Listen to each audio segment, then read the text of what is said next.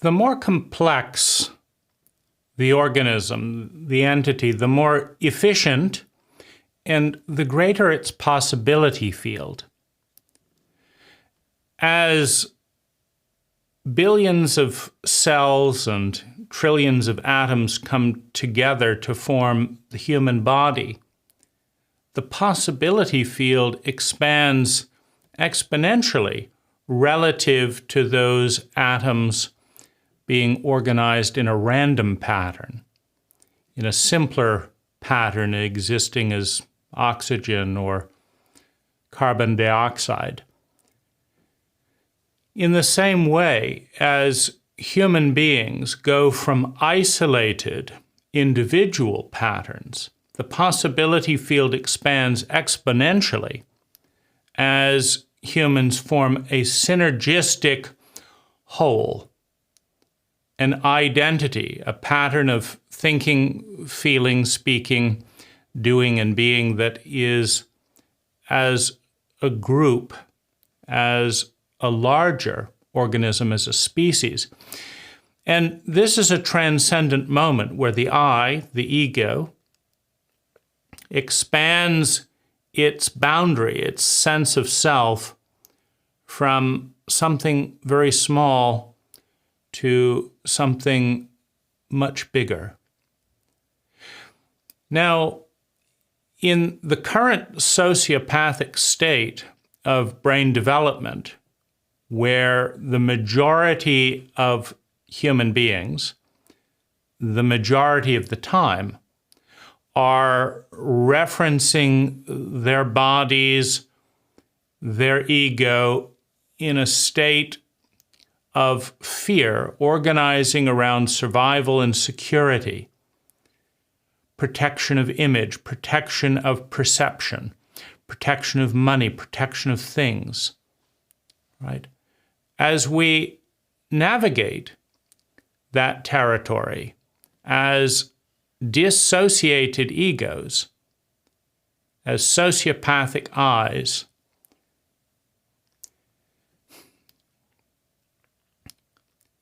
we must face the unknown. We must learn to trust. We must face the unknown in order to expand our sense of identity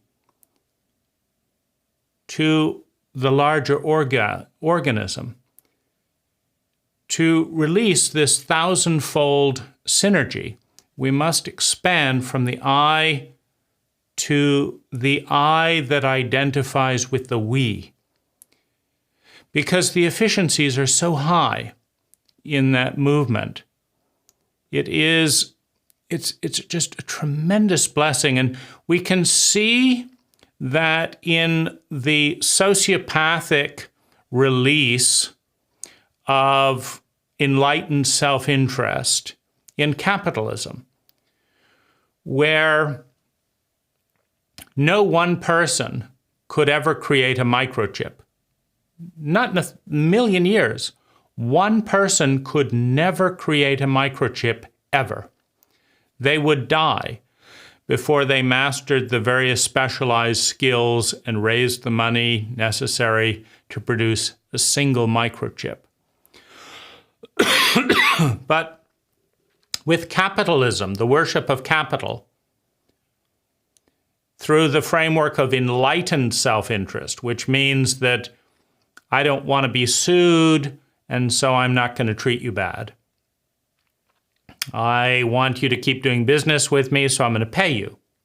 And it is very important, as a side note, to understand that we are in a sociopathic state, meaning that if you put a store open to the public and do not have any security officers there, and just put a tin and say, please put the money in the tin, or please ring up your credit card, and there's no security cameras, and there is no law to enforce it, that 70% of the people, 70% of the time, will take the clothes, the food, the items, and not pay for it, because they are no longer frightened of being caught, of being put in trouble because other people are doing it and it's expedient.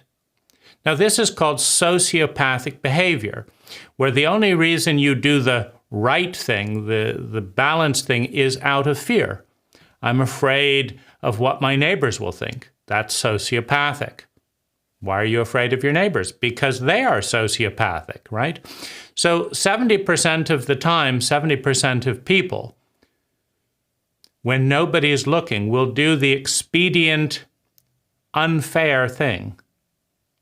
Meaning we are in sociopathic territory as a species, identifying with I separate from the one, but nonetheless, through trust frameworks, through enlightened self-interest, where I know I'm on camera, so I'm going to pay you, and you're going to pretend that I would have paid you anyway, right? Right. Look at the collaboration that has been made possible by enlightened self-interest, right? Reptilian behavior curbed by the consequences of visibility into doing the right thing because it would be more expensive not to do the right thing. And that's what the police is for. That's what the military is for. That's what door locks are for. That's what alarms are for. That's what guns are for. Right? That's what the threat of the legal system is for, is I'm going to frighten you into a state where you will do the right thing because it's more expensive in the long run if you always don't, right? And this is a very, of course, lonely place to live, but it is the status quo. It is what's happening most of the time to most people, right? Where that sociopathic reptilian impulse is being curbed by fear. Now, this is also held in place by scarcity, because when you have superabundance, it's much more fun to have love and generosity. It's much more fun to create beauty, right, than it is to create ugliness. It's much more fun to treat someone nicely than to treat someone poorly.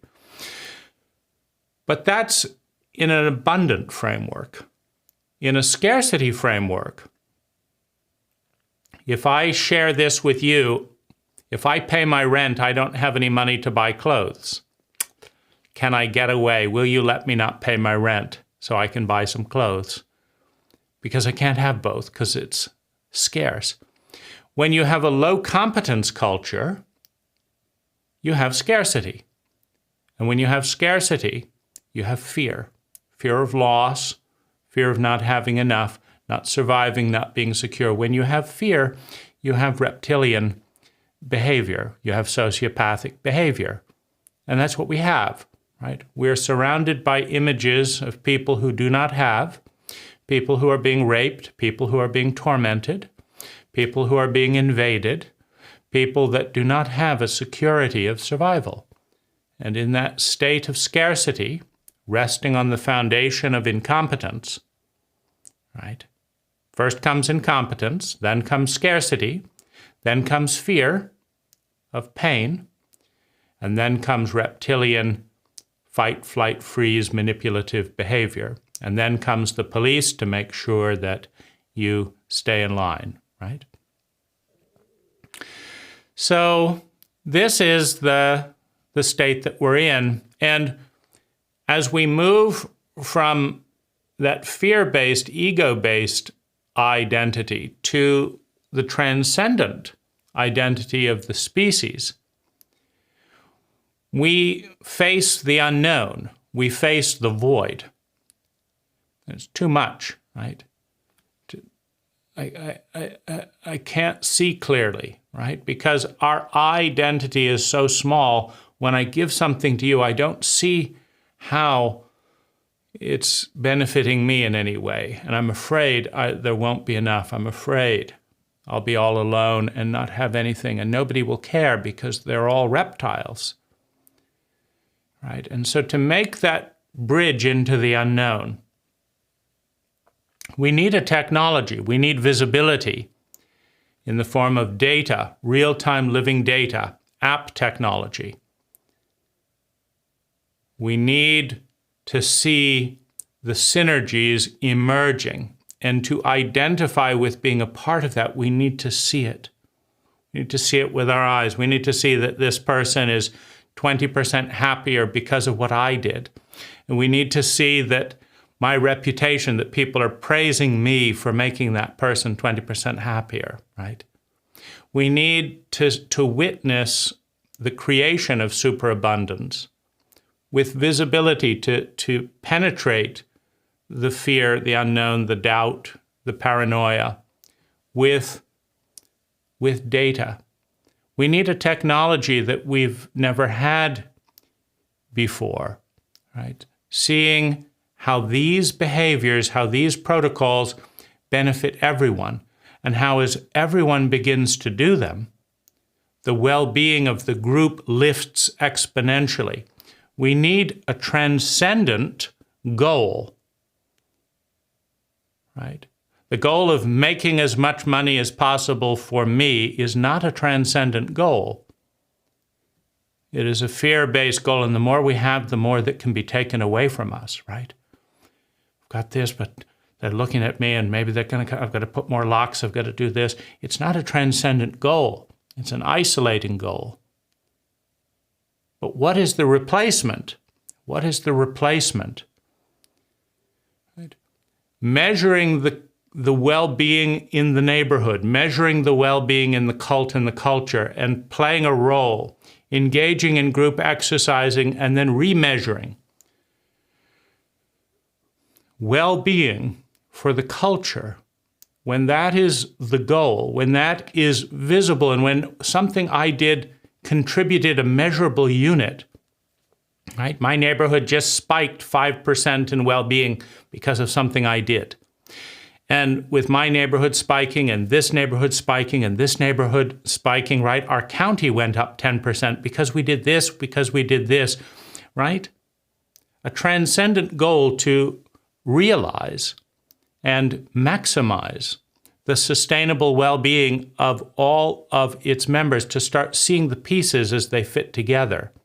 This is the transcendent doorway out of the reptilian brain into the human brain, into the empathic brain, where the key questions of any empathic cult, of any empathic culture, of any empathic group or individual, the key questions are: who is in the most pain?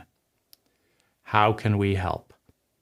Who is in the most pain? How can we help? Right? When that is the response of the group, the bottom, the pit of pain within the group, the low points, bottom out, right? Lift up. The joy, the excitement, peak, raise up higher. Because when you know you'll be cared for when life throws you a curveball, you're no longer afraid of life. It's an opportunity to love and to learn. When you know you'll be shamed and abandoned when life throws you a curveball, you're terrified of life, and you're terrified of other people, and rightly so. Right. So we are on the threshold of a 1,000-fold increase in sustainable human well-being as the I pivots to the we, where we identify with the group, and as our technology reaches a threshold, reaches a point where the data of how each person's protocol, each person's action correlates to personal and individual and global and ecological well-being, right?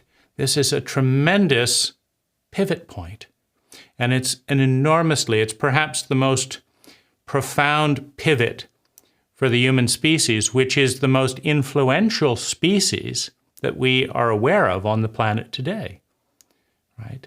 Somewhat egocentric in the sense that you could say that oxygen is the most influential organism on the planet, right? Without it, you don't get people or anything else, right? But we have our own skewed way of thinking, and in that way of thinking, right, we either destroy massive amounts of species or we restore them, right? We plant trillions of trees and become carbon negative, or we cut down trillions of trees and become oxygen negative, develop smog, right? We are a big variable in a lot of these types of dynamics. So we need a transcendent goal, sustainable well-being for the circle. And to pass through the paranoia, the isolation, the fear, the loneliness of the ego, we need a transcendent technology where our behavior shows up in the group in measurable well-being. Right? What do you think?